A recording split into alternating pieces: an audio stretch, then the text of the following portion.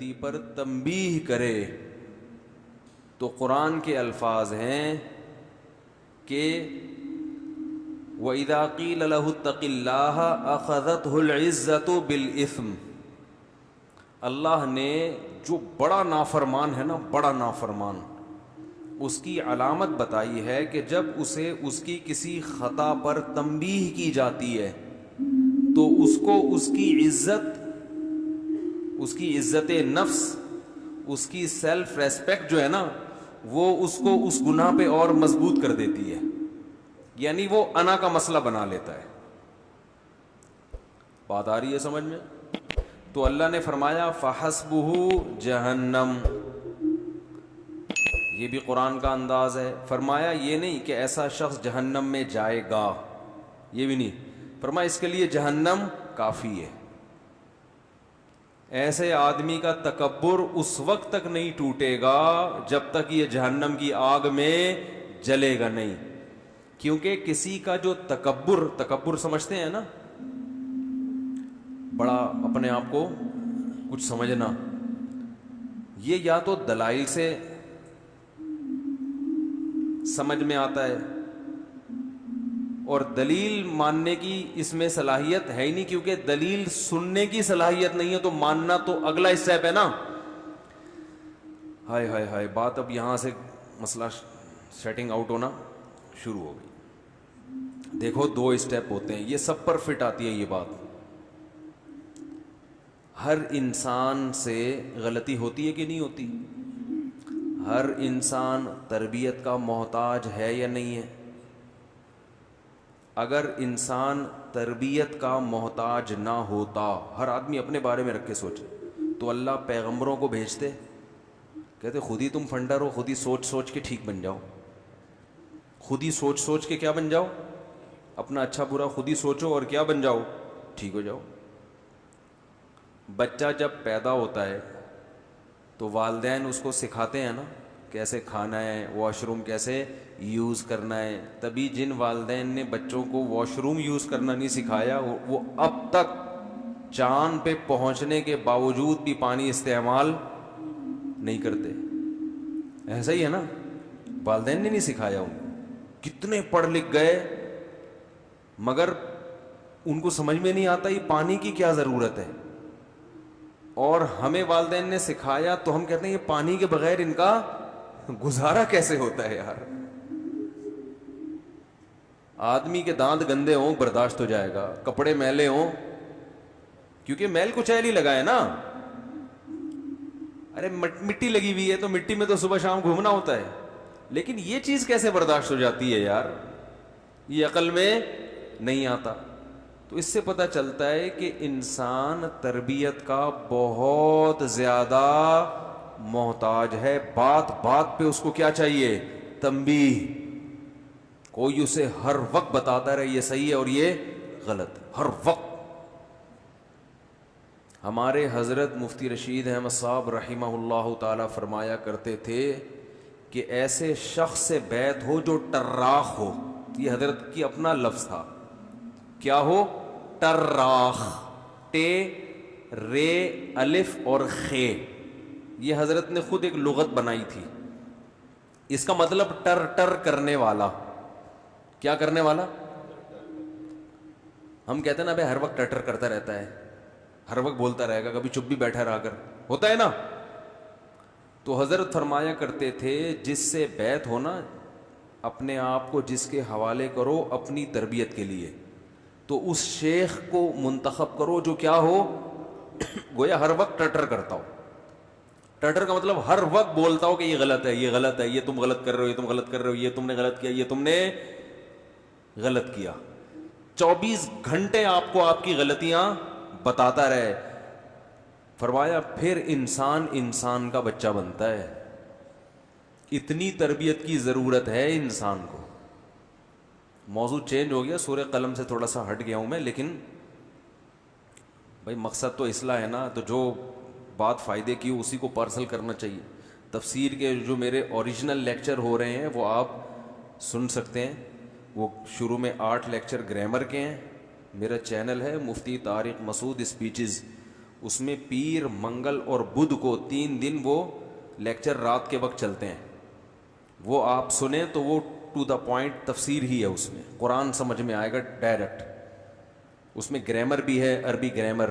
وہ 68 number lecture ابھی upload ہوا ہے میرا خیال ہے, 68 یا 69. یہ جو مجلس ہے یہ واضح و نصیحت کی ہے. اس میں ہمیں لگے گا کہ کہیں اسکرو پانے سے کہیں بھی ٹائٹ کرنے کی ضرورت ہے تو ہم وہ والا اسکرو ٹائٹ کرنا. بھائی میکینک کے پاس گاڑی لے کر جاتے ہیں تو آپ بولتے ہیں جی اس گاڑی کی ٹیوننگ کر لو. اب اچھا میکینک ہوگا تو اس کو ٹیوننگ کے علاوہ بھی اگر کوئی گاڑی میں کام نظر آئے گا کہ بھائی یہ نٹ تھوڑا سا ڈھیلا تھا, یہ دروازہ تھوڑا وائبریٹ کر رہا ہے, تو اسکرو وہ کیا کرے گا, اس کو ٹائٹ کر دے گا. تو یہاں پر جو آپ آتے ہیں یہ سوچ کے بیان سننے کے لیے بیٹھا کریں کہ مفتی صاحب جس وقت جو اسکرو ڈھیلا دیکھیں گے اس کو ٹائٹ کرنا شروع کر دیں گے. ٹھیک ہے نا. اور نیت ہماری یہ ہوتی ہے کہ میری اپنی بھی اصلاح ہو, کہ ہم کو شیخ و مرشد تو ہے نہیں. تو ہمارے حضرت فرمایا کرتے تھے کہ اپنی اصلاح کسی ایسے شخص سے کراؤ جو ہر وقت تمہیں تمہاری غلطیاں بتاتا رہے. دیکھو ڈاکٹر کے پاس جاتے ہو, اچھا ڈاکٹر نا, تو وہ آپ کو آپ کی باڈی میں جو فالٹ ہیں وہ بتائے گا, یہ جو خوبی ہیں وہ بتائے گا, فالٹ بتائے گا. اب آپ ڈاکٹر کے پاس گئے, اس نے آپ کو بتایا ماشا, اب آپ کو فیور بھی ہے, آپ کا جگر بھی صحیح کام نہیں کر رہا, کڈنی کا بھی پرابلم ہے. ڈاکٹر کیا کر رہا ہے, آپ کو کہہ رہے ہیں ماشاء اللہ آپ کی صحت زبردست, آپ کو آپ کی نظر 6/6 ہے, سننے میں بھی آپ کو کوئی پرابلم نہیں, آپ ماشاءاللہ پھوڑتے بھی طبیعت سے, ہاضمہ بھی آپ کا ٹائٹ, دانت آپ کے بڑے خاندانی رکھے ہوئے. تو یہ ڈاکٹر ہے کوئی؟ یہ تو بگاڑ رہا ہے آپ کو. آپ جناب ایسے ڈاکٹر کے پاس جب بیٹھ کے اٹھ کے واپس جاؤ گے تو آپ کی صحت اچھی ہوگی یا بیڑا غرق ہو جائے گا؟ خوش فہمیوں کی بھیڑ میں پڑ جاؤ گے. اور ہاتھ اندھوری کا شعر ہے, خوش فہمیوں کی بھیڑ میں تو یہ بھول گیا پہلے مرے گا بعد میں جنت میں جائے گا. کچھ اس ٹائپ کا شعر ہے کہ جنت میں جانے کا شوق تو تجھے ہے لیکن پہلے کیا ہے, پہلے مرے گا. ٹھیک ہے نا, پھر جائے گا. تو وہ ڈاکٹر اچھا ڈاکٹر ہے. ہاں کبھی کبھار وہ آپ کے باڈی میں جو اچھی چیزیں ہیں جو صحیح کام کر رہی ہیں وہ آپ کو حوصلہ دلانے کے لیے کہ بھائی سارا ہی کچھ خراب نہیں ہے, ماشاءاللہ آپ کا جو ڈائجسٹک سسٹم ہے وہ بہت اچھا ہے, وہ تھوڑا سا اپریشیٹ کرنے کے لیے تاکہ مایوسی کا شکار نہ ہو. لیکن زیادہ فوکس وہ کس کو کرے گا؟ آپ کی بیماری کو. ٹیسٹ میں جو چیزیں صحیح ہوں گی وہ ایک دفعہ رپورٹ کے طور پہ بتا دے گا یہ, لیکن جو فوکس کس کو کرے گا, یار یہ رپورٹ آپ کی شوگر کی رپورٹ کلیئر نہیں ہے. تو بھائی دو چیزیں خوب سمجھ لو کہ جیسے ہمیں جسمانی صحت کے لیے ڈاکٹر کی ضرورت ہے یا کسی اچھے حکیم کی ضرورت ہے, بالکل ایسے ہی روحانی صحت کے لیے بھی ہمیں ڈاکٹر کی ضرورت ہے, جس کو روحانی ڈاکٹر کہا جاتا ہے. یہ ٹوپی ڈرامے والے روحانی نہیں, یہ تو 1 نمبر کے 2 نمبر ہیں, 2 نمبری میں 1 نمبر ہے. روحانیت کا مطلب ہمیں پیغمبروں کی اور پھر ان لوگوں کی ضرورت ہے جو پیغمبر کے وارثین ہیں, جن کی خود کہیں سے اصلاح ہوئی بھی ہو اور پھر وہ آگے لوگوں کی اصلاح کر رہے ہو, اپنی نہیں ہوئی. یاد رکھو علم ایک الگ چیز ہے, اصلاح ایک الگ چیز ہے, دونوں کو ملانا نہیں چاہیے. آج کوئی بھی یوٹیوب پہ بیٹھ کے حوالے دے رہا ہوں نا, نالج ہو اس کے پاس, تو اس کا یہ مطلب نہیں ہے کہ اب آپ اس سے سب کچھ سیکھنا شروع کر دیں. نالج ہونا الگ. دیکھو شیطان کے پاس جو نالج ہے نا وہ میرے اور آپ کے پاس نہیں ہے. شیطان کو پتا ہے کس کو کیسے گمراہ کرنا ہے, اس کا مطلب نالج ہے نا. یہ جتنے باطل لوگ ہوتے ہیں ان کے پاس نالج اسلام کی بھی بہت ہوتی ہے. جتنے لوگ اسلام پہ اعتراضات کرتے ہیں یہ اسلام کی اسٹڈی کر کے ہی تو کرتے ہیں, انہیں اسلام کا پتہ ہوتا ہے تبھی تو کرتے ہیں, لیکن تربیت نہیں ہوتی, اللہ کا خوف نہیں ہوتا. یہود علماء کے بارے میں قرآن نے جگہ جگہ کہا ہے یعرفونہ کما یعرفون ابناءہم, عرب کے مشرکین محمد صلی اللہ علیہ وسلم کو اتنا نہیں جانتے جتنا یہ یہودی جانتے ہیں.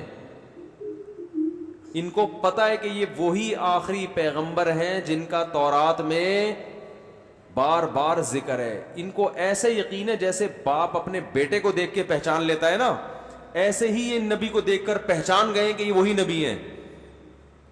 علم کامل تھا مگر تربیت نہ ہونے کی وجہ سے تسلیم نہیں. وہ تربیت کیا تھی؟ تکبر.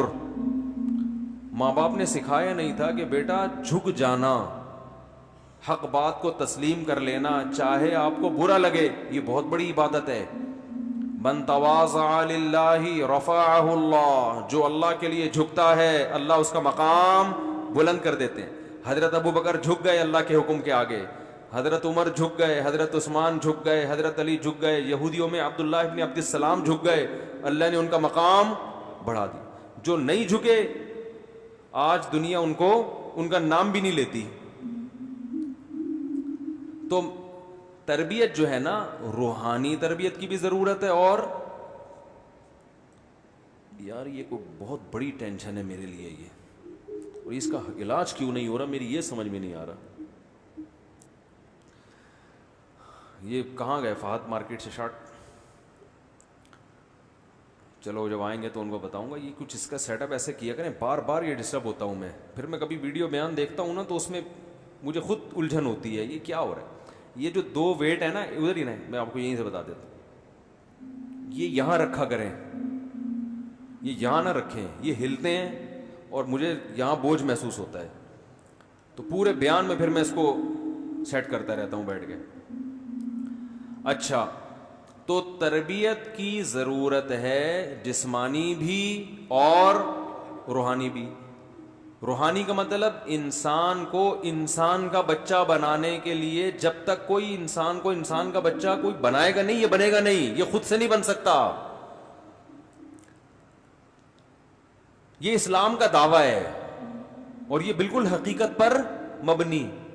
اسلام نے یہ دعویٰ کیا کہاں ہے؟ سوال پیدا ہوتا ہے بھائی اسلام نے کہاں کہا ہے کہ جب تک کوئی اسے انسان کا بچہ نہیں بنائے گا یہ خود سے نہیں بنے گا. خود کسی میں اللہ نے اتنی قابلیت نہیں رکھی ہے کہ وہ خود سے بن جائے, یہ نہیں ہے, ناممکن. دیکھو نا, گوروں میں واش روم میں پانی کا رواج نہیں ہے نا, تو خود سے بن گئے ہیں؟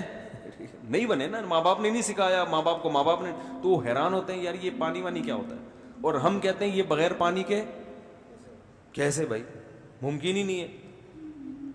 تو یہ صرف ایک چیز نہیں ہے, درجنوں چیزیں ہیں. اس کی دلیل قرآن مجید کی آیت ہے هو الذی بعث فی الامیین رسولا منہم یتلو علیہم آیاتہ ویعلمہم الکتاب والحکمہ ویزکیہم. اللہ فرماتے ہیں ہم نے پیغمبر کو بھیجا جن کا کام قرآن کی آیتیں تلاوت کرنا, یعنی قرآن پڑھ کے سنانا تاکہ تمہیں یاد ہو جائے کہ اللہ نے کیا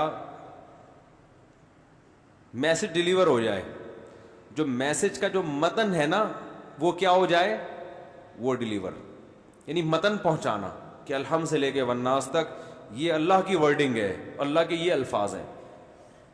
یہ پیغمبر کے بغیر یہ چیز مل سکتی تھی ہمیں؟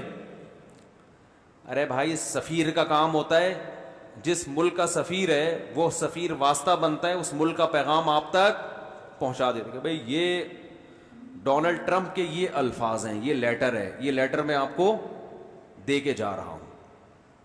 سمجھانا سفیر کے ذمے عام طور پر نہیں ہے. سفیر کا کام ہے بھئی یہ میسج ہے, امریکہ کا سفیر آئے گا تو بھئی یہ میسج ہے, یہ میں ڈیلیور کر کے جا رہا ہوں, یہ آپ کے نام پیغام ہے, چاہے وہ الفاظ میں ہو یا ریٹن فارم میں. آگے سمجھانا، اس کی شرح کرنا، یہ میرے ذمے، بعض دفعہ سفیر کے ذمے نہیں ہوتا. تو پہلی ذمہ داری پیغمبر کی کیا ہے؟ یتلو علیہم آیا. اس پر مشرکین کہتے تھے کہ اللہ نے اپنا پیغام کے لیے ساری دنیا کے سارے انسانوں میں اپنا پیغام پہنچانے کے لیے ایک شخص کو اس کی سلیکشن کیوں کی ہے؟ ہر ایک کو الگ الگ کیوں نہیں دے دیا اللہ نے پیغام؟ بھائی ہر ایک کو الگ، یعنی قرآن ہر ایک پر نازل ہو جاتا؟ اس کے قرآن نے جوابات دیے ہیں کہ اللہ کی آدم علیہ السلام کے زمانے سے لے کر اب تک یہ عادت نہیں ہے کہ ہر ایک سے ہم کلام ہو. ہمیشہ سے جو سسٹم چلتا آ رہا ہے وہ یہی ہے کہ ایک کی سلیکشن ہوتی ہے، اس کو اللہ ذریعہ بنا کر دوسروں تک بھیجتے ہیں اور اس کو اس کے سچا ہونے کے دلائل قائم کر دیتے ہیں، معجزوں کے ذریعے، اس کی اپنی سیرت کے ذریعے، اس کی اپنی زندگی کو ایسا بنا دیتے ہیں کہ دنیا کو یقین آ جاتا ہے کہ یہ جھوٹا نہیں ہو سکتا. یہ اللہ نے اپنے ذمے لیا ہے. اور قرآن میں اللہ نے کہا کہ کوئی جھوٹ مجھ پہ باندھے گا اس کو پنپنے نہیں دوں گا میں. یہ نہیں ہو سکتا کہ جھوٹا نبی کی نبوت چل بھی جائے، یہ نہیں ہو سکتا. آپ کہہ سکتے ہیں مرزا کی چلی ہے، قادیانی کی نہیں چلی ہے، اس پر میں ایک مستقل بیان کر چکا ہوں. وہ اس کو چلنا نہیں کہتے، اپنی کوئی حیثیت سرے سے ہے ہی نہیں، ٹھیک ہے نا. تو اس پر ایک تفصیلی بیان ہو چکا ہے، اگر میں ادھر گیا تو پورا ٹاپک چینج ہو جائے گا. دوسرا کام پیغمبر کی ذمہ داری اللہ نے لگائی، یتلو علیہم آیاتہ ویعلمہم الکتاب.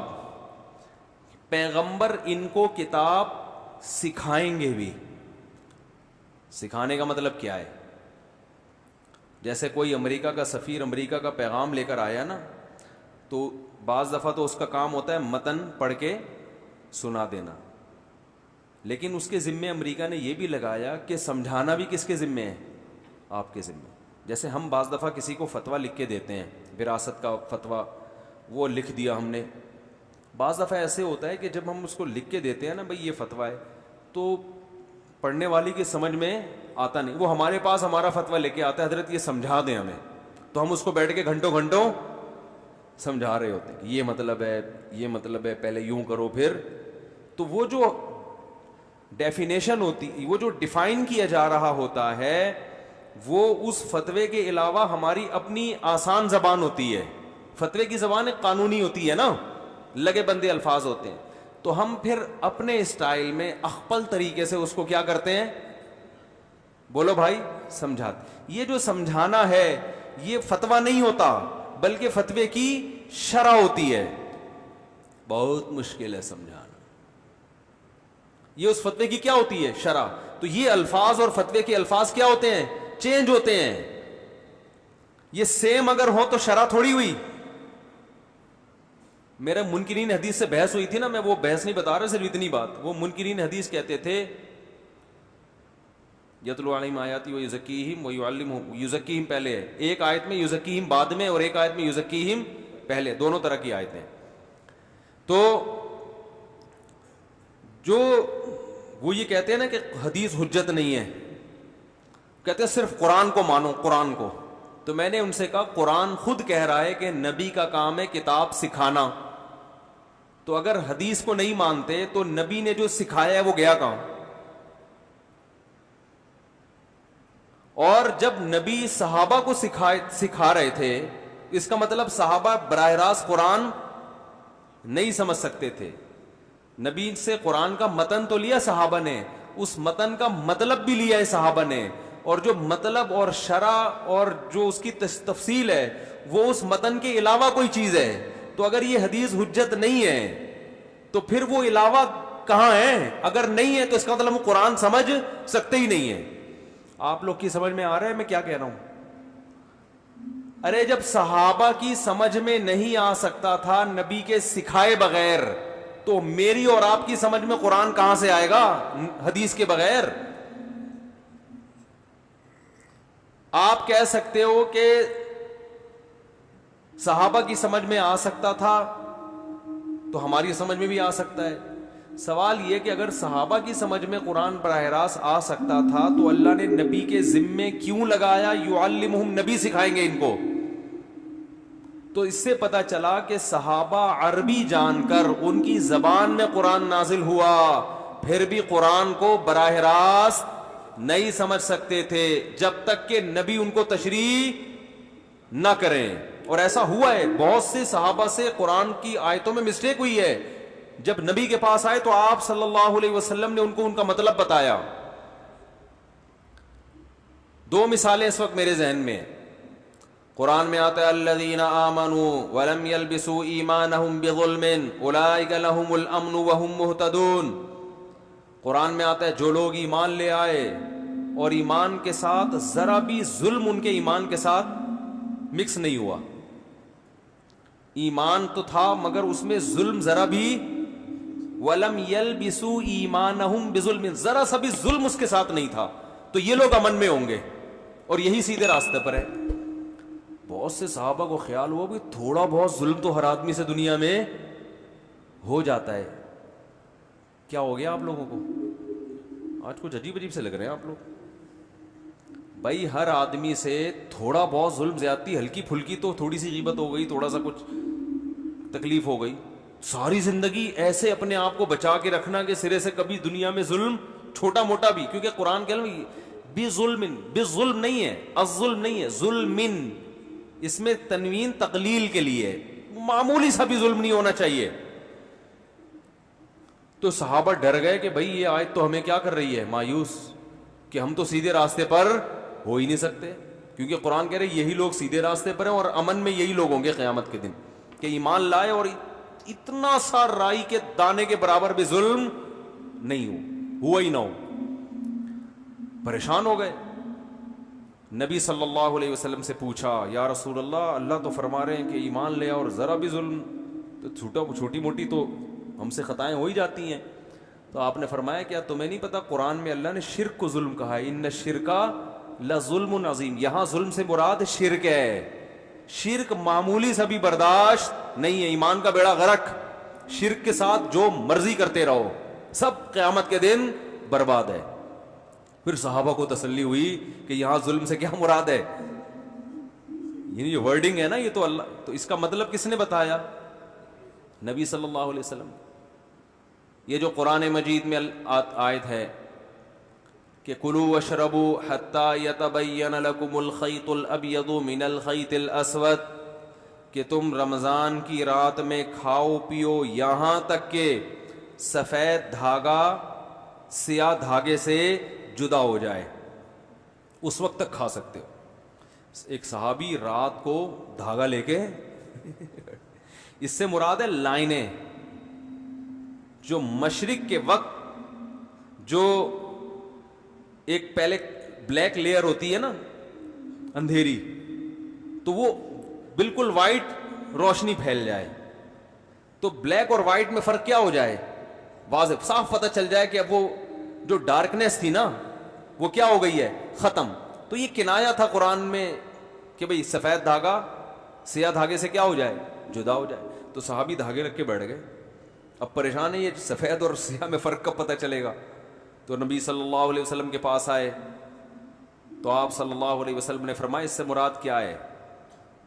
پھر قرآن میں یہ من الفجر کا لفظ بھی داخل ہو گیا. کیا لفظ داخل ہو گیا؟ من الفجر, کہ ان صحابی کے سوال کی برکت سے اللہ نے خود بخود ایک لفظ کا اضافہ کر دیا, من الفجر, یعنی کس کا, فجر کا وقت داخل ہو جائے.